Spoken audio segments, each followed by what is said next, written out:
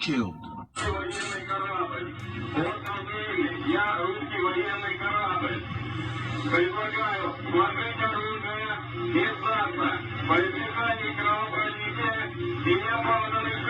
And their last words?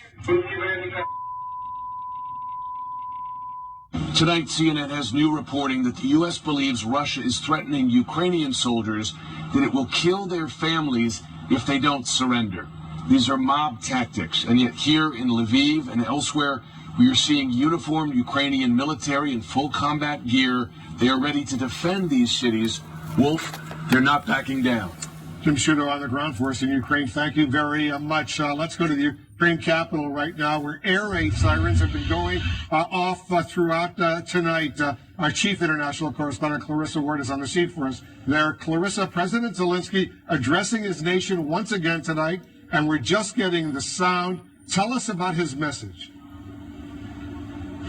Well, it's a very grim warning, essentially, Wolf, that Russian forces, he says he believes, will attempt to storm the capital. This is a city of 2.9 million people, Wolf, tonight. Take a listen to what he said.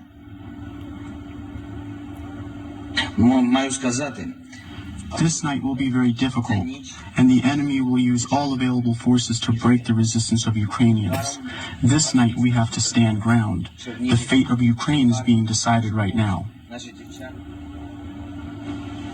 He went on to say that our main goal now is to finish the slaughter. He claimed that Ukrainian forces have killed hundreds of Russian forces on the battlefield today. He also said that not only are they fighting on the front line, they're fighting on the diplomatic front line. He mentioned the fact that he had spoken to President Biden today, as well as the leaders of Germany and France, expressing gratitude for all their support. But make no mistake, Wolf, this is going to be an incredibly tense and frankly probably terrifying night for most people here in the capital. As we were driving into the city earlier this evening, you could see just how outmanned and Just imagine if that was a sound in our country, city, state, whatever. Just imagine.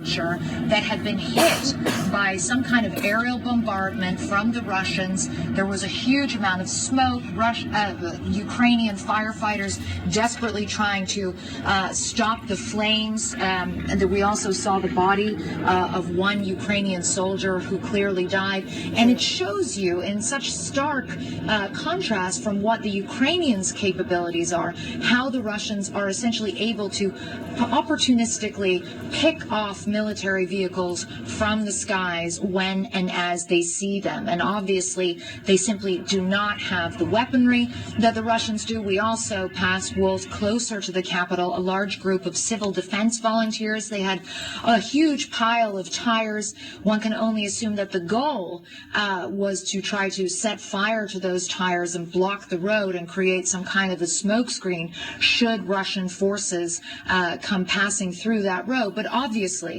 that is not going to be any real match for the sophisticated military that they are up against, Wolf.